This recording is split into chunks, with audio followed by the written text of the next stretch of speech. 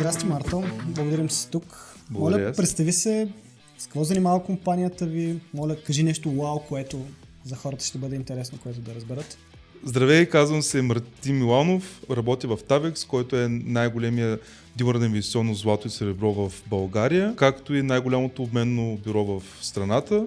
Аз съм маркетинг менеджер на компанията и вау, нещо, което мога да кажа е, че сме единствените в България и може би почти единствените в Европа, които доставяме валута до всяка една точка на страната, което е буквално позволява на над 1,5 милиона човека да, ако имат възможност и нужда от истинска валута кеш, то да я получат в рамките на 1-2 работни дни. Какво е основното предизвикателство или предизвикателства в вашия дигитален маркетинг? Основното предизвикателство е, че оперираме с продукти и услуги, за които като цяло хората не говорят. Нека да дам веднага един пример с инвестиционното злато. Нормалните хора няма да се похвалят, че държат злато за няколко хиляди лева, докато просто пият кафе с приятели. Нито ще коментират, че си обменили пари 2 седмици по-рано. Това не са неща, които хората активно говорят и не са неща, които активно се замислят. Което прави рекламирането на същите изключително трудна задача, но в същото време изключително интересна задача, защото ни кара наистина да мислим извън кутията и да предлагаме решения, креативи и подходи чисто кампанийни по начин, по който не е реализиран до сега в дигиталния спейс, или поне ако е реализиран, то са единици случаите, от които мога да почерпим опит. Да си иновираш е готино, но в същото време крие своите трудности. Можеш ли да ни дадеш нещо, защото видимо дигиталният маркетинг е интегриран към цялостния ви маркетинг. Какво нещо научихте или тествахте в хода на този тип активности благодарение на дигиталния маркетинг? Някаква интересна хипотеза, която успяхте да валидирате в реално време? Определено успяхме да валидираме факта, че както продуктите не могат да бъдат неща, които хората не се замислят, така могат буквално за един ден да се превърнат в продукти, които са от категория тип първа необходимост. Давам пример, който сме давали преди, именно когато определена валута, която е популярна за страната, в случая беше турски лири, стане от сравнително широко достъпна валута, която хората използват за пътуването си в Турция, изчезна от пазара, а такъв момент имаше преди вече 2 години, почти станаха, то тогава изведнъж това се превръща в най-ценното нещо, което хората търсят и си набавят независимо от пазарната конюнктура. Съответно тогава продуктът се превръща в толкова бързо реализируем, че трябва да сме изключително бързи и партньори, с които работим, да реагират буквално през няколко часа, за да могат да поддържат кампаниите ни, така че да са едновременно profitable и едновременно да достигнат до правилните хора в правилното време.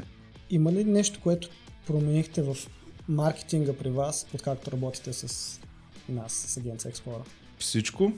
Мога да кажа много, но просто думичка е, че ние си мислихме едно, вие ни казахте, че трябва да стане друго. В крайна сметка ние си променихме мнението и стана нещо още по-добро.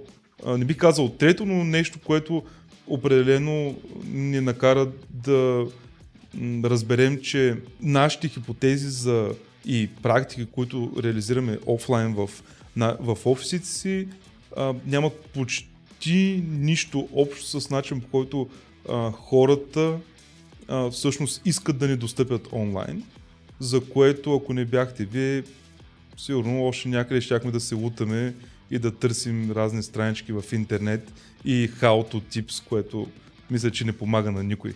Благодаря много за оценката. Нещо интересно или полезно, което бих искал да споделиш на хората, които ще гледат това видео.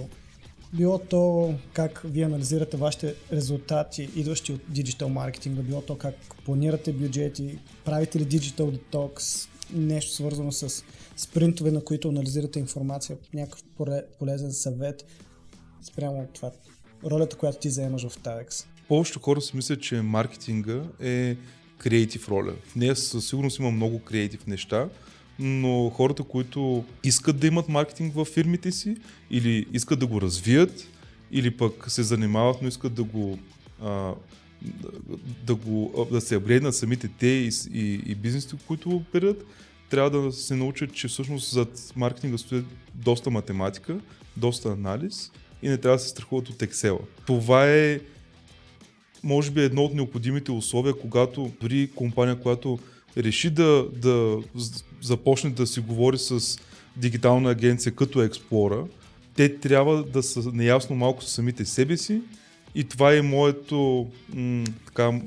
моята препоръка. Супер добре е да не знаеш, но по-добре да не знаеш подготвен и да имаш все пак някакви данни, на които вярваш, отколкото да отидеш с сляпата вяра, че нещо се случва по начина, по който ти си мислиш, че се случва. Или това, че нещо смяташ, че е красиво или че е дизайнерски издържано, не означава, че работи. В повечето случаи, даже, особено в българската действителност, вероятно, може би всъщност няма да работи. Затова трябва да се осланяме повече на данните и повече на това какво хората препоръчват, които наистина са експерти в филда, в случая, който е диджитал маркетинг, и да вземат информирани решения на база данни, а ако ги вземат, то дизайна, който ще ги надгради, няма как да не работи. Супер, благодаря много за времето.